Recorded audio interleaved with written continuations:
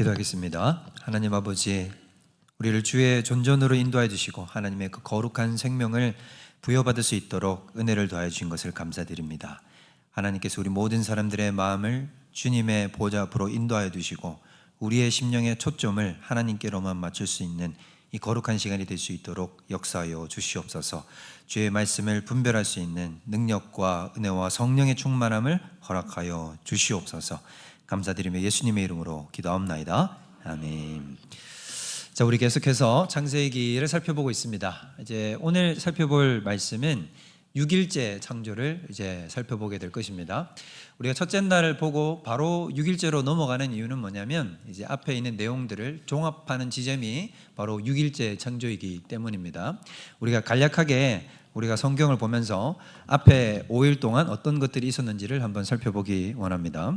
자, 1절부터 5절을 보십시오. 창세기 1장 1절부터 5절을 보면 하나님께서 천지를 창조하십니다. 천지를 만드시고 난 다음에 그 다음에 거기에 빛이 있으라 하셔서 빛이 만들어지게 된 것입니다. 그러니까 다시 말씀드리지만 1장 1절은 제목이 아닙니다. 그러니까 처음으로 정말로 하나님께서 하늘들과 땅을 실제로 지으시고 시작하시는 것입니다. 그래서 하나님께서 빛이 있으라 하셨고, 둘째 날이 되면 무엇을 창조하시냐면 궁창이라는 것을 만드시죠. 궁창이라는 것은 어떤 것이냐면 원래 지구가 있으면 그 둘레를 물로 완전히 덮여 있었습니다. 근데 그 물을 이중으로 가르는 거죠. 땅 위에 있는 바다가 있고 그 위에 다시 하늘을 만들어내는 것입니다. 그래서 궁창 위에 물이 있고 궁창 아래에 물이 있어요. 궁창 아래의 물은 우리가 흔히 이야기하는 바다를 이야기하는 것이고, 궁창 위의 물은 우리는 지금 세상이 이러니까 궁창 위에 무슨 물이 있나 이런 생각이 드는데, 원래 하나님이 세상을 만들었을 때의 지구의 모습은 어땠냐면 하늘을 쳐다보면 하늘 위에 물층이 하나 더 있었던 겁니다. 이에 대해서는 다음에 더 자세하게 이야기를 해드리겠습니다.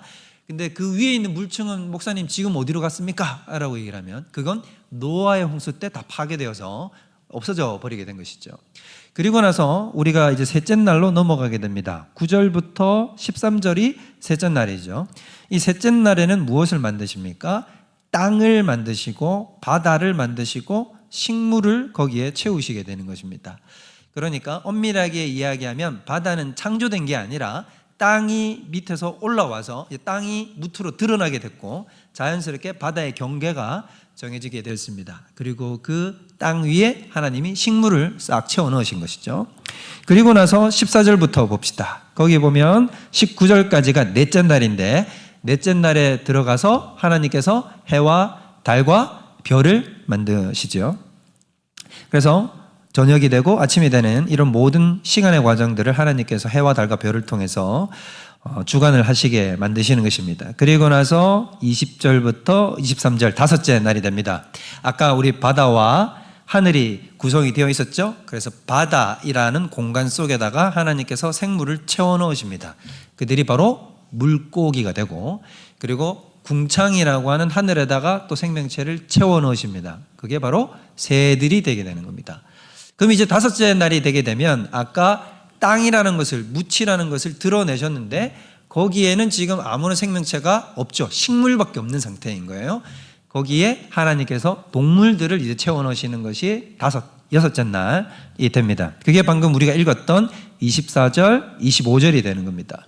그리고 나서 고기를 드시고, 자, 이제 어떻게 되시냐면 하나님께서 모든 앞서 있는 무대를 다 세팅하신 것입니다. 그렇기 때문에 하나님께서 모든 배경들을 만들어 놓으시고, 그리고 거기에서 하나님의 이야기를 만들어갈 하나님의 닮은 존재들을 세워나가시는 거죠. 그게 바로 오늘날의 인간이 되게 되는 것입니다. 그래서 인간은 모든 6일 창조의 정점에 이르게 된다는 것입니다. 모든 이 창조는 어디로 지금 초점이 맞춰지고 있는 것이냐면 인간 창조로 초점이 맞춰지고 있는 것이다 라는 걸 우리가 알아야 된다는 거죠. 그러면 오늘 우리가 보는 이 본문은 무엇을 우리에게 말씀해 주고 계시냐면 인간의 정체성은 뭔가, 그 다음에 인간의 목적은 뭔가, 그 다음에 인간의 사명은 무엇인가, 이 세 가지를 이야기하려고 한다는 것입니다. 인간의 정체성에 대해서 언급을 하면서 인간이란 어떤 존재로 지음을 받았는지를 하나님께서 이야기해 주시려고 하고, 그 다음에 인간의 창조의 목적에 대해서 이야기를 하려고 하시며, 그에 따른 인간의 사명은 어떤 것인지를 하나님은 우리에게 가르쳐 주신다라고 하는 거죠. 자, 그러면 그걸 위해서 우리가 오늘 본문 중에서 아주 디테일하고 세심하게 살펴보아야 하는 본문이 있는데, 그게 바로 26절이라는 겁니다. 26절을 우리가 한 목소리로 한번 읽어보도록 하겠습니다. 시작.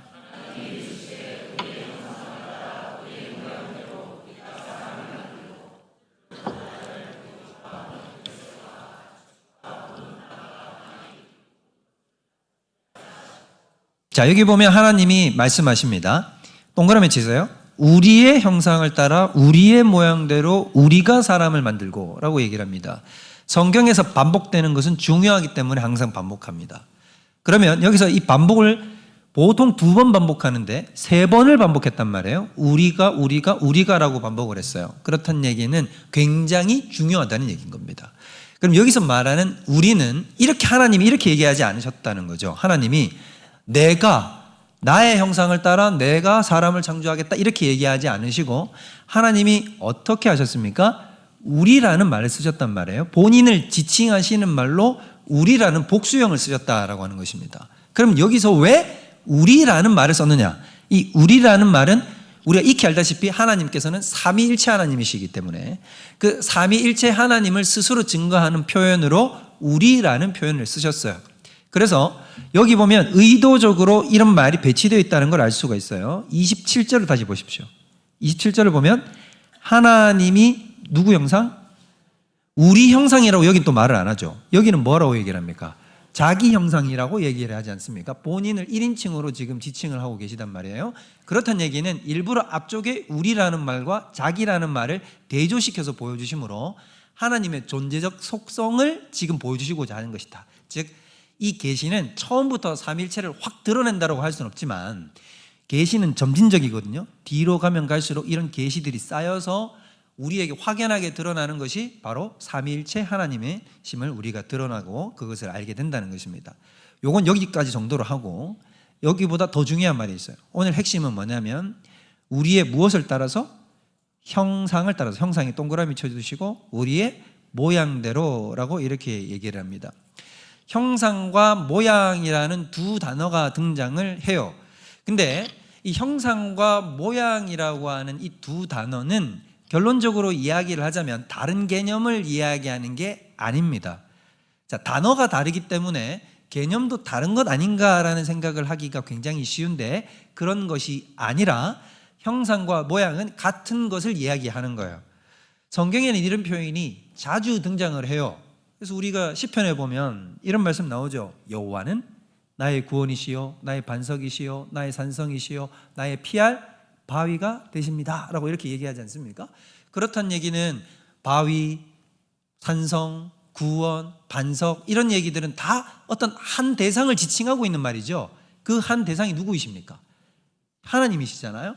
그와 마찬가지로 여기도 개념은 하나예요. 지금 말하려고 하는 개념은 하나인데 그걸 단어를 다른 걸 써가지고 그 속성을 확연하게 드러내려는 저자의 의도가 담겨 있다라고 하는 것입니다. 이 지점 여러분 지금 정신 집중하고 들어야 돼요. 왜냐하면 오늘 말씀이 다 어렵습니다. 오늘 다 어려울 텐데 이걸 놓치기 시작하면 그러면 이제 뒤가 안 풀리기 시작해요. 그럼 형상과 모양은 다른 게 아니라 어떤 거라고요? 같은 거다 말입니다. 같은 거를 이야기하는데 왜 이렇게 얘기를 하냐 하면 실제로 다르다고 얘기하는 사람들이 있기 때문이에요. 형상과 모양은 다른 개념이다 이렇게 얘기를 하는 사람들이 있습니다. 그게 가톨릭 교단이에요. 가톨릭은 형상과 모양을 다르게 구분을 하기 때문에 어떻게 되냐면 나중에 우리와 신학이 완전히 갈라져 버립니다. 그래서 가톨릭의 구원관과 우리의 구원관이 다르죠. 다릅니다. 엄밀하게 얘기 드리면 가톨릭은 믿음으로 구원 얻는 게 아닙니다. 제가 이 얘기하면 여러분 충격받으실 것 같은데, 여러분 가톨릭은 교리 체계를 뭘로 만드냐 하면 가톨릭은 교황 문헌집이라는 것이 있어요. 교회와 그 주교들이 함께 모여가지고 그 중에 교황과 함께한 그 가르치는 교회라는 교회가 있습니다. 그 가르치는 교회가 한 그 문헌집 있고 거기에 덧붙여가지고 함께 성경을 통해서 자기들의 교리 체계를 하나로 정립해서 만든 회의가 있는데 트렌트 공의회라는 회의가 있어요. 그 트렌트 공의회에서 이때가 시작됐을 때가 언제냐면 종교개혁이 일어났을 때예요. 개신교가 출현하기 시작했을 때, 그때 이 종교회의를 열어가지고는 뭐라고 얘기를 하냐면 문서화시켜서 자기들의 교리체계를 확립시키는데 이런 말이 거기에 딱 기록됩니다. 뭐라고 얘기를 하냐면 오직 믿음으로 말미암아 구원을 얻는다고 하는 자는 파문을 당할진저 라고 나옵니다. 제 말을 못 믿겠거든 찾아보시면 됩니다. 왜냐하면 제가 논문을 이걸로 썼기 때문에 그리고 저 우수 논문상 받은 사람이에요. 확실해요. 저는 토마스 아퀴나스의 예정론하고 칼빈의 예정론을 가지고 논문을 썼어요. 그래서 이 가톨릭의 교리 체계에 대해서 이제 연구를 많이 했죠. 보면은 뭐라고 우린 충격적이잖아요. 믿음으로 말미암아 구원 얻는다는 걸 어떻게 의심할 수 있는가 이런 생각이 드는데 거기는 명확하게 기록되어 있습니다. 믿음으로 말미암아 오직 구원을 얻는다고 하는 자는 파문을 당한다라고 되어 있단 말이에요. 그렇기 때문에 그럼 가톨릭의 구원 체계는 어떻게 되냐면 엄밀하게 얘기를 하냐면 믿음이 필요 없다가 아니라 믿음도 있어야 되지만 행위가 따라와야 된다고 얘기를 합니다. 이런 식의 구원관으로 갈라지게 되는 계기가 뭐냐면 형상과 모양을 다르게 구분하기 때문인 거예요. 근데 다시 말씀드리지만 형상과 모양은 다른 게 아니라 하나를 이야기하는 것이다. 목사님 증거가 어디 있습니까? 그 다음 절에 나와요. 27절 보세요. 27절 다시 보면 제가 읽어드릴 테니까 잘 보세요. 하나님이 누구의 형상? 자기의 형상 곧 하나님의 형상대로 사람을 창조하시되 라고 얘기를 했잖아요. 근데 여기에는 모양이 나옵니까? 안 나옵니까? 안 나오잖아요. 그렇다는 얘기는 앞에 나온 형상과 모양을 하나로 탁 종합해서 뭐라고 지칭했다는 것입니까? 형상이라고 지칭을 했다는 것이죠. 그렇기 때문에 형상과 모양은 다른 개념이 아니라 한 개념이다. 자, 이 개념을 들어가고 그러면 도대체 하나님의 형상이라는 것은 도대체 뭔가? 자, 이 말이 우리가 어렵게 자꾸 들어가려고 하면 한없이 어렵지만 일단은 굉장히 우리가 직관적으로 이해하는 것은 쉽습니다. 뭐냐면 이 말이죠. 하나님의 형상을 따라 지음을 받았다는 얘기는 하나님을 닮았다는 얘기예요. 어려운 얘기가 아니에요. 우리가 누굴 닮았다는 얘기인 겁니까? 하나님을 닮았다라고 얘기를 하는 겁니다. 그러면 하나님의 뭘 닮았느냐가 문제인 거죠. 우리는 언뜻 생각하면 하나님의 겉모양을 닮은가 보다. 하나님도 우리처럼 두 발로 걷는가 보다. 두 발 아닌가? 이렇게 여러분, 하나님은 영이십니다. 그렇기 때문에 특정 겉모양을 지칭할 수가 없어요. 자, 그러면 더 본질적인 건 뭐냐면 우리가 하나님을 닮았다라고 하는 것은 하나님의 어떤 부분을 닮은 것이냐면 하나님의 영적이고 본질적인 그 하나님만이 가지고 계시는 그 속성을 인간은 닮았다라고 얘기를 하는 것입니다. 이게 중요한 지점이에요. 인간이 그냥 단순히 겉모습을 닮은 게 아니라 하나님의 영적인 하나님만이 가지고 있는 어떤 고유한 본질을 우리가 닮았다는 거예요. 그럼 하나님이 가지고 계시는 그 영적인 고유한 본질은 도대체 뭔가? 이건 성경에 나옵니다. 특별히 신약 성경에 이것을 아주 구체화시켜서 우리에게 가르쳐주고 있어요. 에베소서를 펴보겠습니다. 지금 제가 드리는 말씀은 펴야 됩니다. 앞에도 나오겠지만 에베소서 4장 24절 여러분 다 펴십시오. 에베소서 4장 24절이에요. 자, 거기에다가 여러분들이 하나님의 형상이라고 기록을 해두시고 쓰세요. 하나님의 형상이라고 에베소서 4장 24절에다가 써야 됩니다. 쓰고 그 다음 한 개 더 쓰십시다. 골로새서 3장 10절이라고 옆에다 써두세요. 왜냐하면 짝을 이루니까 넘기지 마시고. 자, 방송실. 자, 에베소 4장 24절 놔두고 거기에다가 골로새서 3장 10절이라고 써두세요. 자, 그 다음에 다 같이 4장 24절을 읽어봅니다. 시작. 거룩함으로 지으심을 받은 새 사람을 입으라 라고 얘기를 했어요. 잘 보세요. 하나님을 따라서 지으심을 받았단 말이에요. 그러면 저게 바로 뭐냐면 하나님을 닮게 지었다. 하나님의 형상을 따라 지었다. 이 말인 거죠. 그러면 어떤 하나님의 형상을 따라 지었느냐라고 얘기를 했을 때 두 가지가 언급이 돼요. 첫 번째는 무엇입니까? 의지요. 의. 하나님의 의를 닮았다 이 말인 거예요. 자, 그럼 두 번째는 뭐예요? 진리의 거룩함이에요. 진리의 거룩함이 한 덩어리인 겁니다. 진리, 거룩함이 아니라 진리의 거룩함이에요. 근데 저기에서 초점은 뭐냐면 진리가 아니라 거룩함이에요. 거룩함. 그러면 두 가지가 보이는 거죠. 어떤 것이 하나님의 형상인가?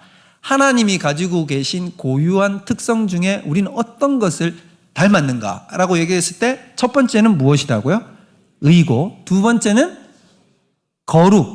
거룩입니다. 거룩. 진리는 괜찮아. 이건 나중에 설명할 테니까. 자, 여러분 핵심만 보자는 거예요. 자, 무엇과 무엇을 닮았다고요? 의와 거룩함이라는 거예요. 의와 거룩함. 근데 이게 하나님의 형상의 전부가 아니에요.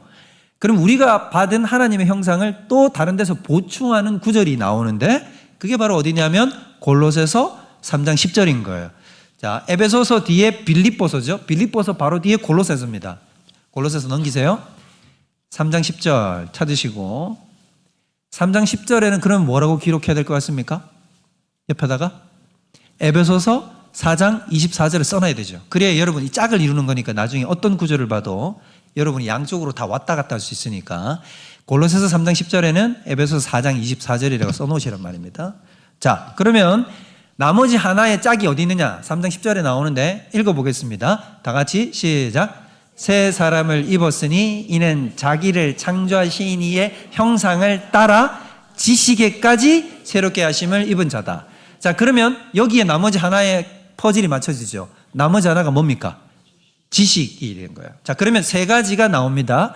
하나님의 형상을 따라 지음을 받았다라고 하는 것은 인간이 하나님의 무엇을 또 하나님의 거룩, 또 지식이게 되는 것입니다. 그러면 잘 생각해 보면 여러분 우리가 지지난 시간에 배웠던 게 기억나실지 모르겠어요. 플러스, 마이너스, 제로 기억나시죠? 그래서 플러스로 쫙 가 있는 상태를 뭐라고 불렀습니까? 벌써 까먹으면 안 되는데. 아버지.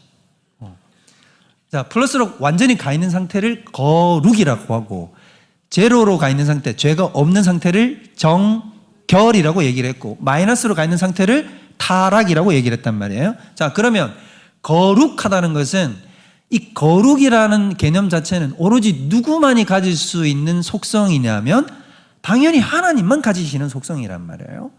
그럼 이 거룩은 어떻게 해야 거룩으로 가게 되는 거냐면 하나님의 의가 한없이 충만한 상태를 거룩이라고 얘기를 한다는 말입니다. 그래서 하나님께서 우리에게 무엇을 주시는 것이냐면 하나님만이 고유하게 가지셨던 의와 거룩을 우리에게 부여해 주신 것입니다. 이것만 해도 한없는 은혜예요. 어디 감히 우리가 하나님의 의와 거룩을 같이 소유하는 존재가 되었단 말입니까? 그런데 더 나아가서 거기에서 지식이라고 얘기를 했잖아요. 그럼 이 지식은 뭘 얘기할까요? 지식. 세상은 동물과 인간을 구분하는 기준으로 뭘 잡냐면 인간이 이성이 있는 것 없는가를 잡아요. 그런데 여기서 말하는 이 지식은 이성을 얘기하는 게 아니에요. 이성을 포함하는 더 높은 개념을 이야기하는 것인데 어떤 지식을 얘기를 하는 것이냐면 하나님을 아는 지식을 얘기하는 것입니다. 어떤 지식이라고요? 하나님을 아는 지식을 얘기하는 거예요. 잘 생각해 보면 하나님을 아는 지식은 누가 가장 잘할까요? 내가 잘할까요? 우리 하나님이 잘할까요? 하나님이 잘하시겠죠? 성경에도 똑같은 말이 나오거든요. 나 자신을 가장 잘 아는 것은 내 영혼이다. 내 깊숙하게 있는 나 자신이다. 근데 하물며 하나님은 하나님 속에 있는 영이 하나님을 가장 잘 아신다 이 말이에요. 그러면 하나님은 하나님 자신을 아는 지식으로 충만해 있는 상태입니다. 근데 그 하나님을 아는 지식을 하나님이 누구에게 허락해 주시냐면 우리 인간에게 허락해 주시는 거예요. 그런데 잘 생각해 보면 이 땅에 있는 어떤 피조물도 하나님을 알 수가 없어요. 하나님을 아는 게 안 돼요. 우리만큼 하나님을 알지를 못해요.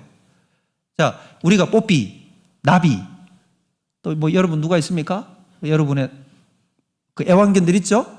그죠? 우리 또 고양이들이 있을 겁니다. 여러분이 기르고 계시는 그 애완동물들이 하나님을 압니까? 모르지요. 하나님은 고사하고 나를 알까요? 나 자신도 완전히 이해 못하잖아요. 걔가 주인이 지금 돈이 있는지 없는지 뭐 때문에 교통하고 괴로워하는지 걔들이 알아요 몰라요? 모르잖아요. 걔들이 사랑스럽고 이쁘긴 하지만 그래도 걔들은 나를 알지는 못한단 말이에요. 내 속을 알지는 못해요. 근데 하물며 그 친구들은 누구도 모르냐면 하나님은 죽었다 깨어나도 몰라요. 근데 하나님이 이 땅에 있는 모든 피조물 가운데 인간을 구별해가지고 누구를 알 수 있도록 조성을 했냐면 하나님을 알 수 있도록 했단 말이에요. 우리는 하나님의 마음을 이해합니까? 안 합니까? 이해합니다. 여러분, 하나님은 슬퍼하시거든요. 하나님은 탄식하시고 하나님은 고통하시고 우리를 보고 안타까워하신단 말이에요. 근데 그 마음을 우리는 알아요. 하나님의 성품과 하나님의 능력과 하나님이 자신을 아는 지식에 우리는 도달을 할 수가 있어요. 100% 똑같이 도달은 못하지만 하나님의 마음과 그 뜻을 분별할 수 있는 능력이 우리에게 주어졌다는 것입니다. 그래서 하나님의 의와 하나님의 거룩과 하나님의 지식은 오직 인간에게 부여한 하나님의 형상이시다라는 거죠. 그러면 하나님은 왜 이렇게 이 고도화된 형태로 인간을 지으시는가? 이걸 알려면 이 뒤에 구절을 풀어봐야 알 수 있어요. 자, 26절을 하반부로 보겠습니다. 뭐라고 얘기를 하냐면 그들로 바다의 물고기와 하늘의 새와 가축과 온 땅과 땅에 기는 모든 것을 어떻게 하게 하자? 다스리게 하자라고 얘기를 하죠. 이게 하나님의 인간 창조의 목적인 것입니다. 잘 보세요. 하나님이 인간을 왜 지으려고 하느냐? 세상을 다 만들어 놓고 우리가 인간을 만들자. 근데 그 인간으로 하여금 세상을 어떻게 하게 하자? 다스리게 하자라고 하기 위해서 하나님께서 지금 인간을 만드셨다고 하는 것입니다. 이게 또 잘 생각해 보면 우리가 평상시 생각해왔던 인간의 존재 목적과는 완전히 다른 거죠. 세상을 다스리기 위하여 우리가 존재한다. 우리가 태어났다라는 것은 우리가 가지고 있는 상식이나 예견을 뛰어넘는 것입니다. 그렇지 않습니까? 보통 세상에서 여러분 인간의 존재 목적이 뭐라고 얘기를 합니까? 인생은 왜 살아야 되는가? 우리는 뭐라고 배웠습니까? 자, 하나님을 빼놓으면 인간에게 남는 게 뭐가 있을까요? 뭐가 인생의 목적이 될까요? 인간의 존재하는 목적이 도대체 뭘까요? 여러분들이 학교에서 배웠어요. 자아 실현. 많이 들어봤지 않습니까? 자아를 실현하는 것이다. 제일 그들이 높이 보는 목적 중에 하나가 뭐냐면 하나님이 빠진 자리에는 뭐밖에 남는 게 없냐면 스스로밖에 남는 게 없어요. 그래서 내 스스로 자아를 실현하는 것이야말로 내가 세상에 태어난 목적이지. 그래서 세상 사람은 다 어디를 향해서 달려가냐 하면 자기 꿈, 자기 희망, 자기가 원하는 것을 성취하려고 나아가요. 그게 인생의 목적이라고 생각을 하고 그게 인생의 행복이라고 생각하는 겁니다. 그런데 성경은 명확하게 다른 대답을 해요. 네가 이 땅에 태어난 목적이 뭔지 아니? 너는 세상을 다스리려고 태어난 것이다라는 겁니다. 우리의 생각과 방향과 너무나 뭔가 동떨어져 있는 것을 느낄 수가 있죠. 근데 이걸 왜 우리는 이게 우리 가슴 속에 깊이 다가와서 감동으로 승화되지를 못하냐면 우리는 이게 가지는 의미가 뭔지에 대해서 깊이 깨닫지 못하기 때문인 거예요. 그러면 하나님이 우리로 하여금 다스리게 한다는 것은 무슨 뜻인가? 원래 다스림이라고 하는 것은, 통치행위라고 하는 것은 누구만이 하는 것입니까? 하나님만이 하는 거예요. 우리가 지난 시간에, 우리가 이 시간에 뭐라고 얘기를 했냐면 하나님만이 온 세상의 주인이라고 우리는 배웠습니다. 그래서 하나님이 모든 것을 통치하신다고 우리는 배웠어요. 그러면 모든 것을 창조하신 그분만이 통치권을 가지시는 것입니다. 서버린을 가지는 거예요. 주권을 가지신다 이 말이에요. 모든 주권은 누구에게 있냐면 하나님께 있는 것입니다. 그래서 통치하는 행위, 다스리는 행위는 오직 하나님만이 하고 오직 신만이 할 수 있는 건데 그걸 인간이 하게끔 한다는 것입니다. 여기에 핵심이 있는 거예요. 인간이 다스리게 하니까 사람이 하지 못하는 원래 하나님만이 할 수 있는 그 행위를 인간에게 시키려고 하니까 인간이 적어도 누구를 닮아야 되겠습니까? 하나님을 닮아야 되는 거죠. 신만이 할 수 있는 행위를 해야 하니까. 그래서 하나님께서 자신의 형상을 따라서 인간을 지으시는 이유가 바로 그것이라는 것입니다. 그만큼 다스림이라는 것은 중요한 것이에요. 다스림. 그럼 이 다스림, 하나님의 통치, 하나님의 다스림을 성경에서는 뭐라고 부르느냐? 이게 하나님의 나라다 나라라고 얘기하는 것입니다. 뭐라고요? 하나님의 나라. 여러분이 혹시 기억나실지 모르겠지만 제가 우리 교회에 가장 처음으로 와서 설교했을 때가 있었어요. 제가 이제 청빙 관련된 거 말고 그냥 강사로 와서 설교했을 때, 그때 제가 1, 2, 3부를 통으로 다 무슨 설교를 했냐면 하나님 나라에 대한 설교를 했었습니다. 그때 하나님 나라는 뭐라고 제가 여러분들한테 가르쳐 드렸냐면 하나님의 통치 그 자체가 하나님 나라다는 거예요. 눈에 보이거나 만져지거나 이런 세상의 영국, 미국, 일본처럼 그런 나라가 아니라 하나님의 나라라고 하는 것은 무엇이냐면 하나님의 다스림이 임하는 그곳 자체가 바로 뭐다고요? 하나님의 나라라고 하는 것입니다. 그러면 이 말씀을 통해서 보면 인간의 존재 목적이 뚜렷하게 딱 보이는 거죠. 우리는 세상에 무엇 때문에 존재하는가? 하나님의 나라를 이뤄가기 위하여. 그러하기 위해서 우리는 이 땅에 존재한다라고 하는 것입니다. 그런데 문제는 뭐냐면 인간이 이렇게 주어진 이 놀라운 영의 하나님의 다스림을 세상 가운데 펼쳐내는 이 위대한 사명을 인간은 내팽개쳐버리는 거예요. 아담이 어떻게 하죠? 하나님이 이렇게 얘기하신 것이거든요. 너는 내 뜻대로 마치 내가 세상을 다스리는 것처럼 너는 내 뜻을 받들어서 세상에서 나의 통치를 실현해라 라는 것이거든요. 하나님의 통치와 다스림을 세상에서 만들어내라 라고 얘기를 했는데 아담은 이렇게 해버린 겁니다. 무슨 하나님이 나한테 자꾸 하나님의 방식대로 통치를 하라고 합니까? 나는 하나님 말을 듣기 싫습니다. 저는 하나님의 뜻대로 세상을 다스리고 싶지 않아요. 누구의 뜻대로? 내 뜻대로 할 겁니다. 그리고 자꾸 하나님이 기준이라고 얘기하지 마세요. 하나님이 자꾸 내 위에 계시면서 너는 이렇게 저렇게 라고 얘기하지 말라는 거예요. 그거 다 누가 하겠다는 겁니까 이제? 내가 다 할 겁니다 라고 이렇게 얘기를 해버린 거예요. 독립선언을 해버렸다 이 말이에요. 그게 죄의 본질이라는 것입니다. 그래서 사람들은 모두 다 하나같이 가슴속에 누가 기준이 되어 있냐면 자기가 기준이 되어 있어요. 부부싸움 하면 다 누구 말이 옳대요. 제가 꼭 말을 안 해도 알죠 여러분? 그죠? 저희 집에 아들 셋이 있어요. 싸워가지고 꼭 찾아오는 사람이 누구냐면 저를 찾아와요. 쪼르르 달려가지고 얘기해요. 그럼 첫째가 만약에 얘기한다 칩시다. 첫째가 막 둘째, 셋째가 막 2번, 3번이 나한테 이렇게 얘기했어요. 막 이래서 화를 내. 그럼 또 2번, 3번한테 가면 뭐라고 얘기할까요? 1번, 3번이 이렇게 한 거예요. 하고 또 3번한테 물으면 1, 2번이 이렇게 한 거예요. 또 들어보면 다 말이 또 일리가 있어요.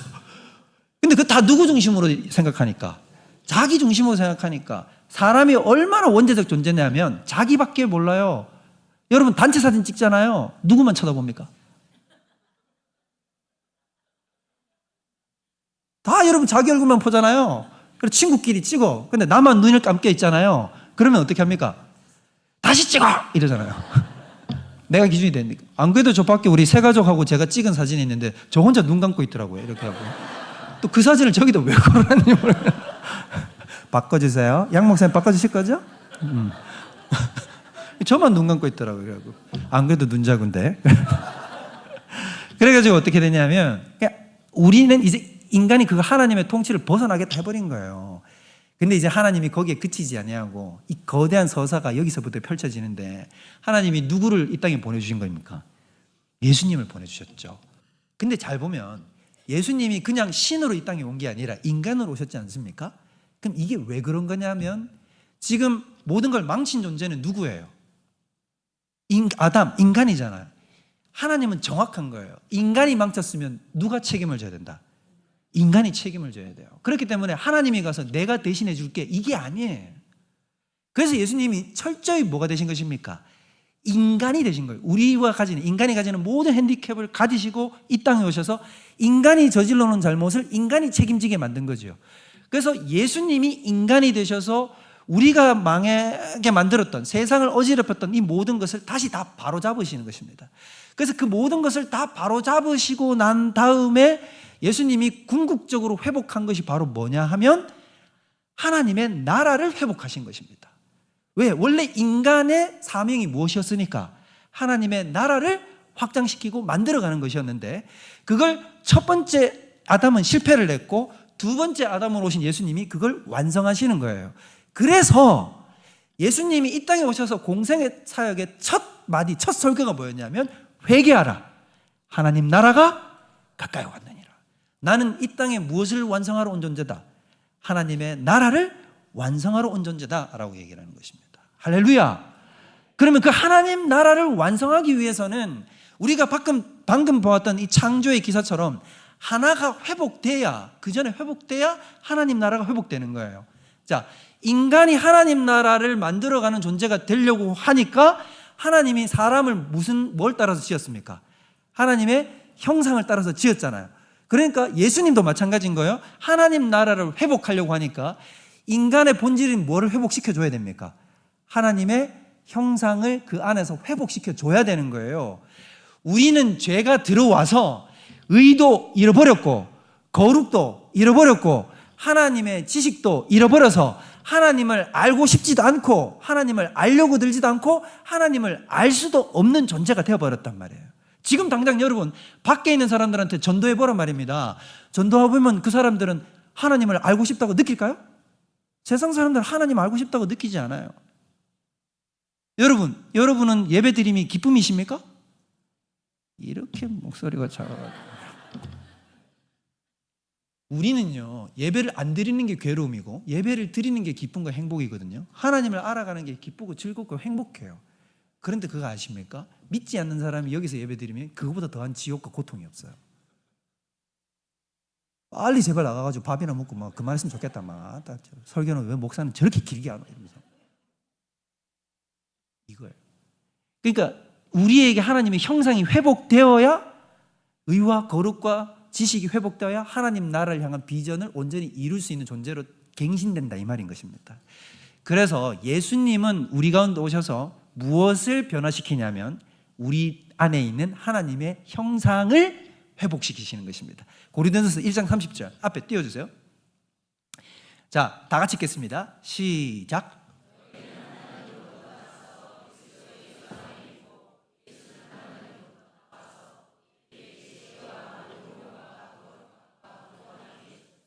딱 보면 여러분 이제 이 본문이 다르게 보일 거예요. 고린도전서를 내가 그렇게 많이 읽어왔는데 그때는 깨닫지 못했던 게 지금은 보일 거예요. 예수는 하나님으로부터 나와서 우리에게 뭐가 되셨다고요? 지혜와 의로움과 거룩함이 되셨어요. 여기까지 딱 보면 저기 뭐예요? 하나님의 형상이잖아요. 예수님은 우리에게 하나님의 형상을 되돌려 주시는 분이구나 라는 걸 저기 감춰진 거예요. 그래서 그게 바로 뭐다? 형상을 회복시켜 주는 게 뒤에 하나 붙었죠. 구원이라는 것입니다. 구원이라는 건 뭐냐면 우리가 하나님의 형상을 회복하는 것입니다. 잃어버렸던 그 하나님의 형상. 그래서 예수님을 완벽한 하나님의 형상이라고 얘기를 해요. 그 다음 골로새서 1장 15절. 자, 다 같이 읽어보겠습니다. 시작. 모든 피조물보다 먼저 나시니이다. 그는 보이지 아니하는 하나님의 형상, 하나님의 그 모습을 참되게 비춰주는 참 진리이시다라는 것입니다. 그래서 예수님은 우리 속에 들어오시면 하나님의 잃어버렸던 하나님을 닮았던 내 삶의 모습을 다시 한번 회복시켜 주셔서 본질적인 참된 인간으로 세워주시고 우리로 하여금 하나님의 나라를 향해서 나아갈 수 있는 길을 열어주시는 것입니다. 그러면 여러분 여기서 우리가 중요한 사고의 전환이 일어나야 돼요. 우리의 결론 바로 뭐냐면 구원이라고 하는 것은 우리가 이때까지 구원을 너무나 축소시키고 하찮은 것으로 전락시켜 만들어 왔구나라는 걸 깨달아야 돼요. 자, 우리는 이때까지 구원이라는 것을 어떻게 생각해 왔습니까? 보통 우리가 구원이라고 하면 이렇게 생각하는 거예요. 죄 용서함을 받아서 죽어서 어디 가는 것? 천국 가는 것. 이게 구원이에요. 근데 이건 구원의 아주 일부만을 얘기하는 것입니다. 자, 구원이라는 것은 죄 용서함 받아서 한 단계 더 나아가는 거죠. 뭐를 회복하고 하나님의 형상을 회복하고 거기서 더 나아가는 거죠. 그 다음 우리는 어떤 것을 이루는 사명자가 되는 것입니까? 하나님의 나라를 이루는 사명자가 되는 것이다. 그거야말로 진정한 구원의 목적이요 구원의 전체 그림이 된다 이 말이에요. 근데 한국 교회는 이걸 맨날 반쪽짜리로 쪼개만 나누는 거죠. 죄 용서함 받고 천국 간다 할렐루야에서 끝나버린단 말이에요. 그러니까 교회는 어떤 곳이 되냐면 사명 공동체요, 진리 공동체요, 우리가 앞으로 나아갈 방향과 비전을 제시를 못하는 것입니다. 그저 우리는 뭐하냐면 죄 짓고 돌아와서 용서함 받고 죄 짓고 돌아와서 용서함 받고 죄 짓고 돌아와서 용서함 받아서 그러다가 죽어서 천국 가는 걸로 전락을 하는 거예요. 근데 우리가 믿는 복음은 그게 아니라는 거예요. 그보다 훨씬 더 넓고 호방하며 거대한 책이라는 것입니다. 하나님의 나라라고 하는 거예요. 그래서 예수님이 승천하시기 전에 제자들을 다 불러 모아놓고 자신의 십자가 사역을 완성하시고 난 다음에 뭐라고 얘기를 하십니까? 마태복음 28장 18절에서 20절 말씀, 우리가 다 외우는 것처럼 예수께서 나와 일러 가르사대 하늘과 땅의 모든 권세를 이제 하나님이 내게 주셨으니 그러므로 너희는 가서 모든 민족으로 제자를 삼아 아버지와 아들과 성령의 이름으로 세례를 주라. 세례를 주라는 게 무슨 말이냐면 전부 다 하나님의 다스림 속으로 들어오게 만들어라 이 말인 거예요. 그리고 내가 너희에게 분부한 모든 것을 어떻게 하게 하라? 가르쳐 지키게 하라. 신분은, 세례를 받는다는 것은 그의 국적 신분이 하나님 나라 백성으로 들어왔다는 얘기고, 가르쳐 지키게 한다는 얘기는 그가 하나님의 백성으로서 하나님의 법을 따라가는 진실한 하나님의 나라 백성으로 거듭나 일어난다는 얘기를 하는 것입니다. 그러면 우리는 어떤 사람이 되어야 되는가? 우리 자신이 먼저 하나님 나라의 백성으로 거듭나야 할 것이요, 하나님 나라의 백성으로서 삶을 살아가기 위하여 예수께서 우리에게 분부한 모든 것이 내 삶의 전부가 되어야 되는 것이에요. 예수의 가르침, 예수의 인도하심, 예수의 눈물, 예수의 발걸음, 예수의 손길, 예수의 눈빛이 누구의 것이 되어야 될 것입니까? 나의 것이 되어야 되는 것입니다. 그래서 예수님이 뭐라고 얘기하십니까? 내 말이 네 안에, 네가 내 안에 라는 말이 바로 이것인 거예요. 하나님의 나라를 이뤄가려면, 세상 가운데 하나님의 나라를 펼쳐가려면, 저 죽어가는 수많은 사람들을 하나님의 다스림 속으로 들어오게 만들려면 내가 먼저 하나님의 다스림 속에 들어가 있어야 된다는 거예요. 그게 바로 하나님의 뜻에 순복하는 삶인 것입니다. 주님의 눈물이, 여러분 지금도 주님의 눈물이 보이십니까? 세상을 향하여 탄식하는 하나님의 눈물, 누가 나를 위하여 갈고 오라고 하실 때 그 하나님의 눈물이 떨어지는 곳에 누구의 눈물도 떨어져야 되겠습니까? 내 눈물도 떨어져야 됩니다. 그게 하나님 백성인 것입니다. 예수님의 발길이 닿고자 하는 곳이 있습니다. 주님이 가고자 하는 곳이 있어요. 저 잃어버린 영혼들이 난 갈 거야 라고 하는 곳이 있습니다. 그곳을 향하여 누가 갈 거 할 때 내 발걸음은 어디 가 있어야 될까요? 나는 거기 가 있어야 되는 것입니다. 내 손길도 거기 가 있어야 되고요, 내 관심도 거기 가 있어야 되고요, 내 사랑도 거기 가 있어야 되고, 내 기쁨도 거기 가 있어야 되는 것입니다. 예수의 제자의 삶은 그런 것입니다. 심각한 부름이라는 것을 알아야 됩니다. 예수님은 이렇게 얘기하셨어요. 누구든지 나를 따라오려거든 두 가지가 안 되면 나를 못 따라와 얘들아.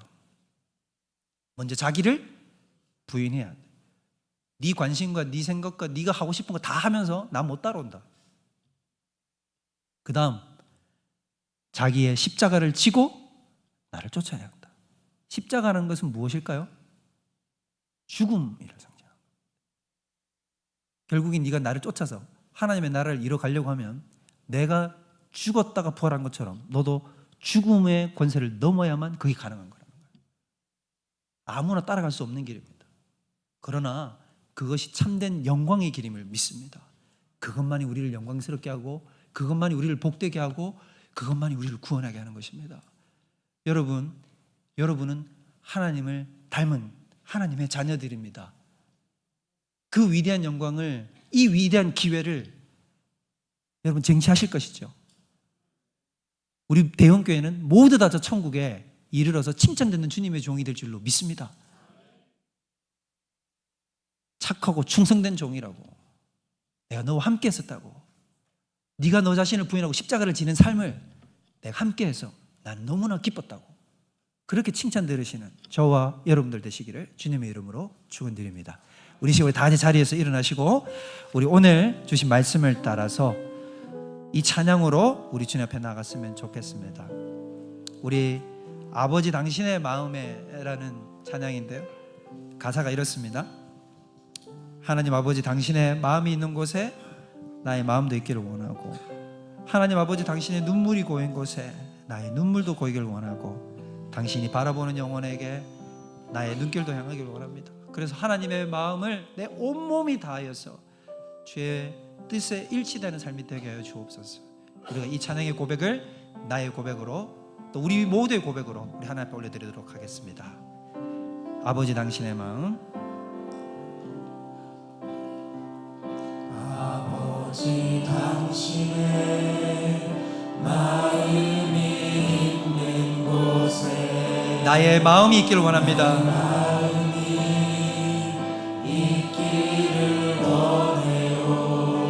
아버지, 당신의 눈물이 고인 곳에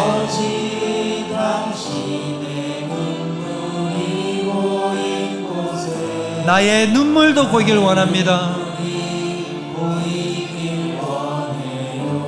아버지, 당신이 바라보는 영혼에게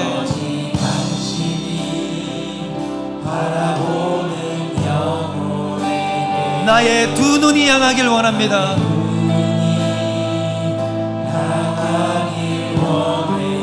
아버지, 당신이 울고 있는 저 어두운 땅에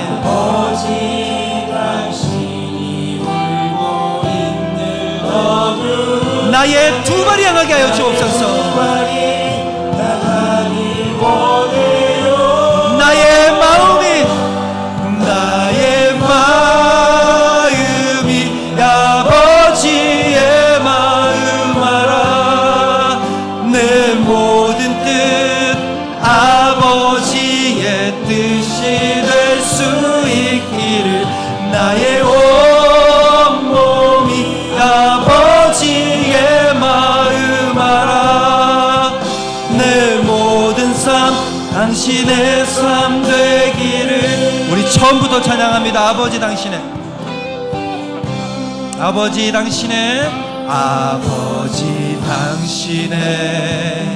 마음이 있는 곳에 나의 마음이 있기를 원해요. 아버지, 당신의 눈물이 고인 곳에 당신의 눈물이 고인 곳에 나의 눈물이 고이길 원해요. 아버지, 당신이 바라보는 영혼에게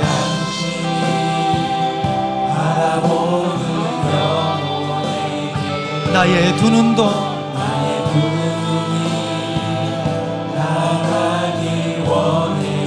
아버지, 당신이 울고 있는 그곳에